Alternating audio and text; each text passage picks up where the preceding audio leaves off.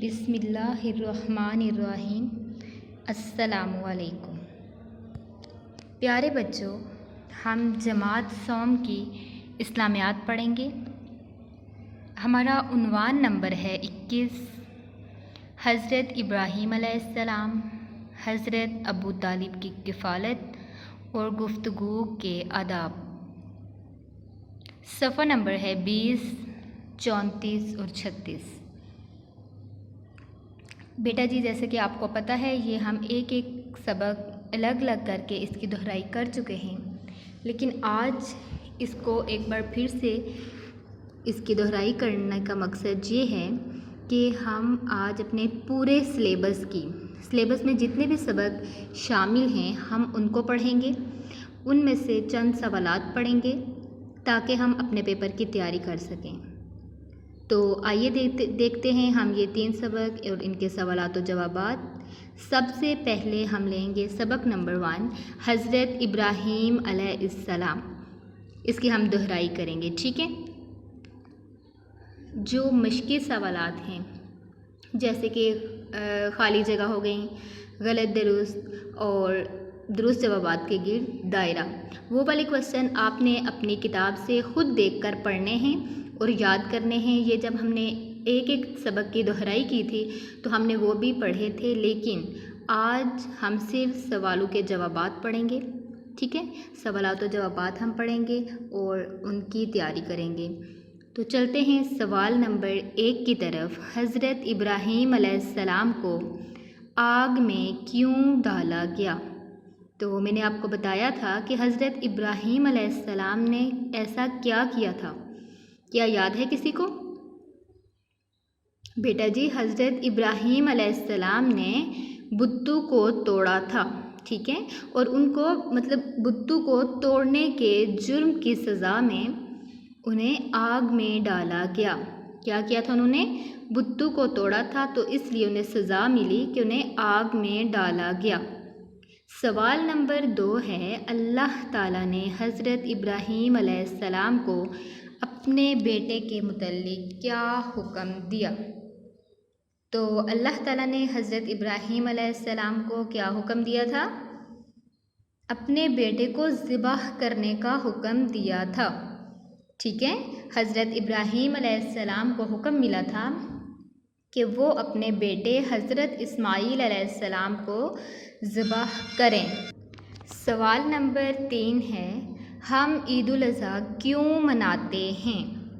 तो आपको पता है कि हम क्यों मनाते हैं। ईद उल अज़हा पे हम क्या करते हैं?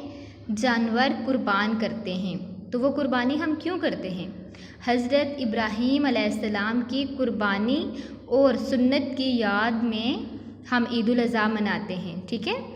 वो जो अपने बेटे को कुर्बान करने के लिए, ज़िबा करने के लिए ले गए थे, तो अल्लाह के हुक्म से एक दुम्बा आ गया था हज़रत इस्माईल अलैहिस्सलाम की जगह। तो हम उस कुर्बानी और हज़रत इब्राहीम अलैहिस्सलाम की सुन्नत की याद में ईद उल अज़हा मनाते हैं। सवाल नंबर 4 है हमारा, खाना काबा की तामीर किसने की? तो बेटा जी, खाना काबा की तामीर हज़रत इब्राहीम अलैहिस्सलाम और उनके बेटे हज़रत इस्माईल अलैहिस्सलाम ने मिलकर की। ये था हमारा सबक हज़रत इब्राहीम अलैहिस्सलाम। अब हम चलते हैं हज़रत अबू तालिब की कफ़ालत की तरफ। इसकी हम दोहराई करेंगे। तो चलते हैं सवालात और जवाबात की तरफ। हम सवाल नंबर 1 पढ़ते हैं। बहीरा नामी ईसाई राहिब ने हज़रत अबू तालिब से क्या कहा? क्या कहा था? कि अपने भतीजे को वापस ले जाएं, ऐसा ना हो कि रास्ते में दुश्मन उनको नुकसान पहुंचाएं। क्या हो? कि अपने भतीजे को वापस ले जाएं, ऐसा ना हो कि रास्ते में दुश्मन उन्हें नुकसान पहुंचाएं। सवाल नंबर 2 है, हल्फुल फजूल का मायदा क्यों तय किया गया? क्योंकि जो दोनों कबीले थे उनको इस लड़ाई में बहुत सा नुकसान उठाना पड़ा, तो उन्होंने आइंदा ना लड़ने का फ़ैसला किया और आपस में ये मायदा तय कर लिया था कि आइंदा हम नहीं लड़ेंगे। और उस मायदे को क्या कहते हैं? हल्फुल फजूल। मायदे का नाम क्या है? हल्फुल फजूल। सवाल नंबर 3 है, हज़रत खदीजा रज़ियल्लाहु ताला अन्हा कौन थीं? तो हज़रत खदीजा रज़ियल्लाहु ताला अन्हा कौन थी, पता है आपको? हजूर सल्लल्लाहु अलैहि वसल्लम की पहली बीवी और मक्का की मालदार खातून थी। ठीक है, हजूर सल्लल्लाहु अलैहि वसल्लम की पहली बीवी और मक्का की मालदार खातून थी। ये था हमारा सबक हज़रत अबू तालिब की कफ़ालत। अब हम चलते हैं गुफ्तगू के आदाब, इसको पढ़ेंगे, इसकी दोहराई करेंगे। आज हम इसके सिर्फ सवालात और जवाबात को पढ़ेंगे।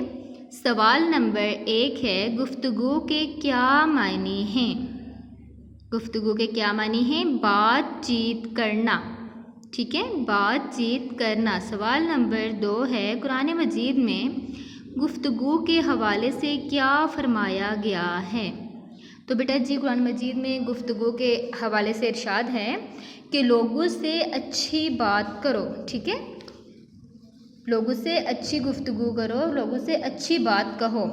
सवाल नंबर 3 है, हजूर सल्लल्लाहु अलैहि वसल्लम का गुफ्तगू करने का तरीका कैसा था? क्या सवाल है कि हजूर सल्लल्लाहु अलैहि वसल्लम का गुफ्तगू करने का तरीका कैसा था? तो जवाब देखिए, आप सल्लल्लाहु अलैहि वसल्लम गुफ्तगू ठहर ठहर कर और आहिस्ता करते, दूसरों को भी बोलने का मौका देते, हमेशा सोच समझ कर बात फरमाते थे। सवाल नंबर 4 देखें, कुरान मजीद में सबसे बुरी आवाज़ किसकी आवाज़ को कहा गया है? किस आवाज़ को बुरी आवाज़ कहा गया है? गधे की आवाज़ को। ठीक है, क्योंकि वो बहुत शाउट करता है, बहुत ऊंची आवाज़ में बोलता है और अल्लाह ताला को उसकी आवाज़ पसंद नहीं है। मतलब उसका कुरान पाक में भी जिक्र आया है कि गधे की आवाज़ सबसे बुरी आवाज़ है। सब आवाज़ों में से बुरी आवाज़ गधे की आवाज़ है। सवाल नंबर 5 है, हमें दूसरों के साथ कैसे गुफ्तगू करनी चाहिए? तो बेटा जी, हमें गैर ज़रूरी बहस नहीं करनी चाहिए किसी से भी, और जब कोई गुफ्तगू कर रहा हो तो बारी बारी बात करनी चाहिए, दूसरों को भी बोलने का मौका देना चाहिए। ये हमारे सवालात थे गुफ्तगू के आदाब में से। घर का काम जो है वो है, आपने मशकी सवालात, ये जितने भी सवालात मैंने आपको याद करवाए हैं अभी, ये आपने एक बार फिर से याद करने हैं और अपनी कॉपी पर खुद से सवाल लिखने हैं। उसके फिर जवाब आपने ज़ुबानी लिखने हैं टेस्ट बना के, वो फिर आपने टेस्ट खुद चेक करना है। ठीक है, लिखने के बाद, हल करने के बाद आपने वो चेक करना है कि आपकी कितनी तैयारी हो गई है। आज अल्हम्दुलिल्लाह ये हम अपने पूरे सिलेबस की हमने आज दोहराई कर ली है। मुझे उम्मीद है आपके पेपर की बहुत अच्छी तैयारी होगी और आपको जो घर का काम मिला है वो भी आप बहुत अच्छे तरीके से करेंगे इंशाअल्लाह। शुक्रिया।